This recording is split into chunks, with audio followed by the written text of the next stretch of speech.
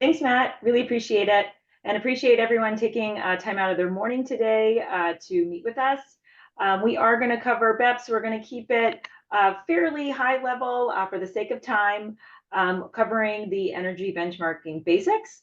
We're going to cover energy benchmarking verification, next steps after benchmarking, and then kind of get into the BEPS basics, so specifics around DC, action plans, next steps, and there will be some time at the very end for Q&A.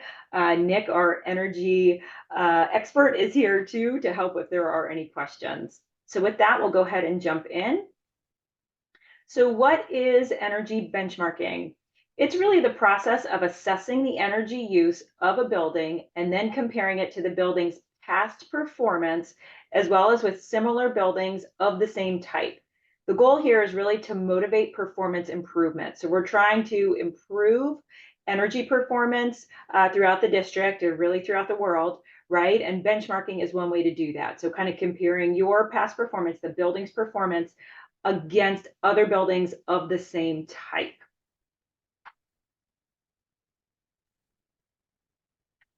Here is a snapshot. This is one of multiple reports that can be downloaded directly from Energy Star Portfolio Manager upon completion of the benchmark.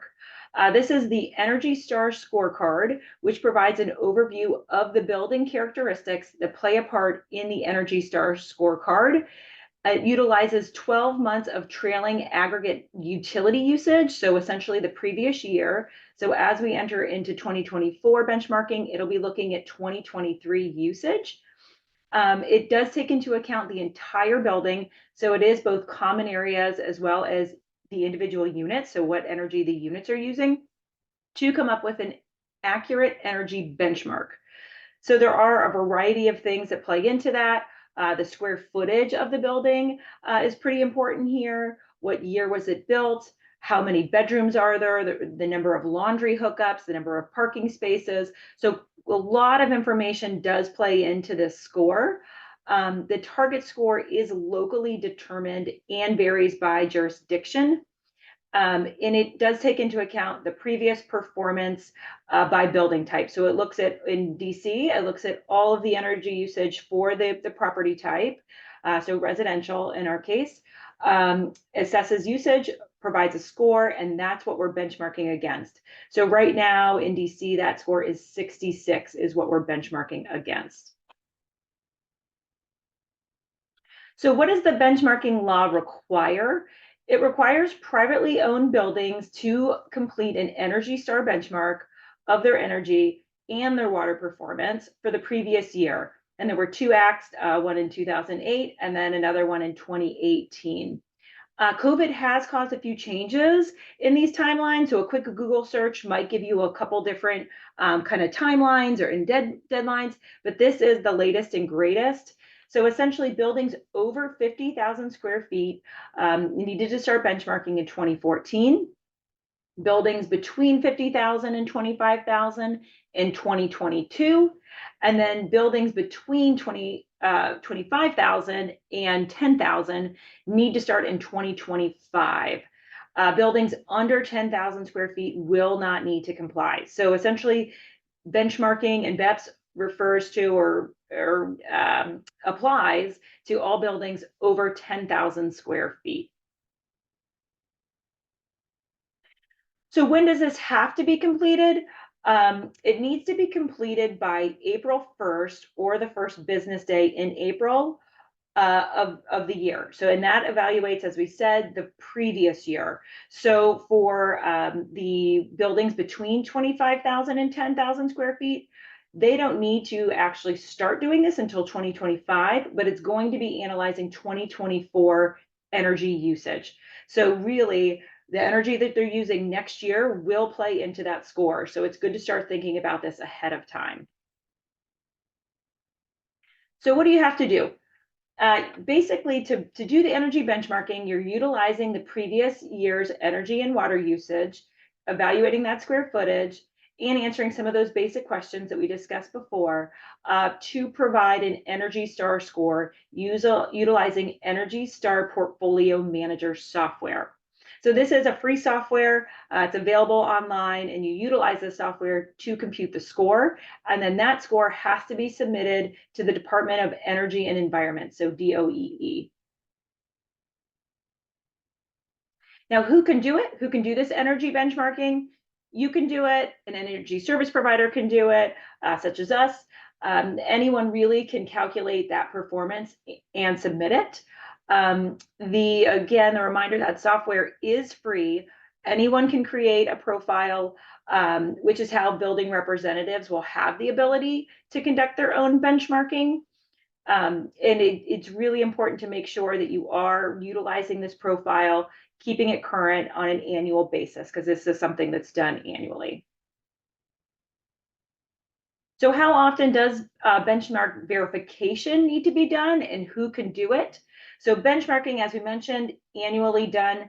Every third year, you do have to have an independent benchmark verification, and that does have to be completed by a verified or qualified third-party provider. The designation that must be utilized is the Approved District Data Verifier, so ADDV. Most common credentials that satisfy this approved data verifier is a professional engineer, someone with a PE, or a certified building manager, so CEM.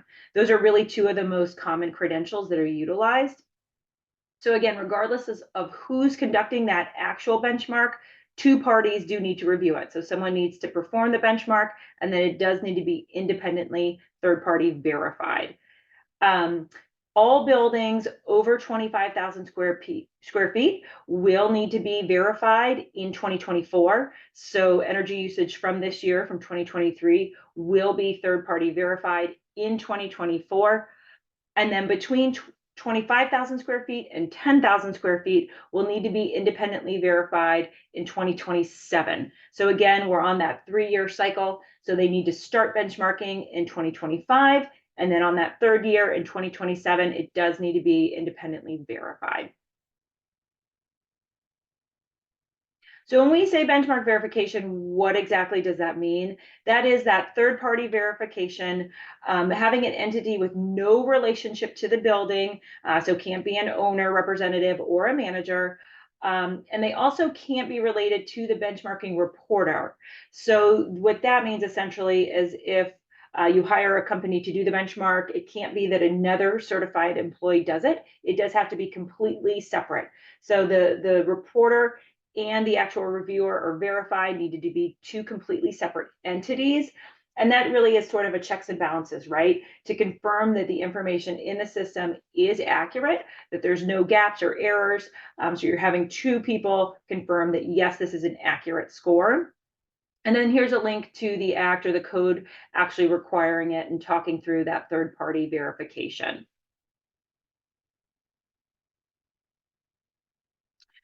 You also have to, excuse me, on the first year of the verification, also have to have GFA verification. And what is GFA verification? That's the gross floor area of the building. So it's really conducting third-party measurements of the property square footage. It does take into account basements, and it's looking at basically the exterior walls in. So as we mentioned earlier, that square footage is a huge part of that energy score, right? DC does have a square footage on file for every building, but because it's such a huge part of the score, it's important to independently verify that score, or I'm sorry, excuse me, that square footage to as part of verifying that score. So this is something that will only need to be done once. Once when a building square footage is verified, it's essentially verified, right? We don't anticipate the building square footage changing. The benchmark will need to be continued to be verified every 3 years, but just once for this GFA. Some buildings might have already verified their GFA. If their score was way off initially, that's one of the first things to check. So if you haven't already verified your building square footage, you will need to do that in 2024. But those of you that might have done it already, you've kind of already checked that box. You will not need to do that again in 2024. It is important to mention that GFA verification does have to be completed by an ADDV, so that approved person to verify the energy also is the same designation needed for the GFA, right? So again, a PE CEM will need to be the person to verify the square footage. How do we go about doing that? If you have plans or plots of the building that have a scale, it can usually be done remotely. Basically taking those plans, performing area calculations through an Excel file, submitting that and saying, yep, this square footage checks out, or this is the actual square footage, please update your database. If those plans don't exist, which we know is the case for quite a few properties in DC, then you're likely it is going to require an inspection for the ADDV, the person that's actually going to verify the square footage, to come out to the property, measure the building so that they can actually perform those calculations to confirm the square footage. So now you have a benchmark performed. What do you need to do? If your score is above the average, which as we mentioned before is 66 for DC, no action is required. So if you have a score of 71, great, you submit it and all is well. Now, if you do fall below that average, so if your score is below 66, you have to take action. What does that mean? Well, first you have to choose an action plan to comply with BEPS and submit that to DOEE. So what's your pathway? What are you going to do to get in compliance with that score? And really best practice here is to conduct an energy audit to determine the most cost-effective options. So if you have a score that's low, you're not quite on track yet, an audit will give you some suggestions on ways that you can increase your efficiency, improve your score, and the most cost-effective ways. So you can say, okay, here are our options. These are things we can do. This is the cost. Run that cost-benefit analysis to determine which steps you want to take to become compliant. So we talked a lot about benchmarking in general. Wanted to quickly define here what BEPS is. BEPS stands for the Building Energy Performance Standards. That's a fairly common term used nationwide, and that's certainly what we refer to it here in DC. So when you hear BEPS, that's often what it is. And that is actually what requires the improvement in energy performance to give you that building score. Again, it have to be equal or greater than that score, which in DC is 66. And the whole goal here, this is really part of a plan to reduce greenhouse gas emissions and energy consumption in DC. Goal is to reduce by 50% by 2032. So not an insignificant amount. So we've talked about the action plans and the pathways. If you are underscore, what does that mean?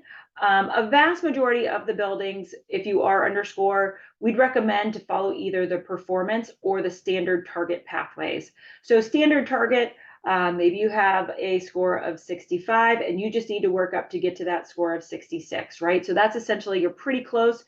Your goal there is to hit that target.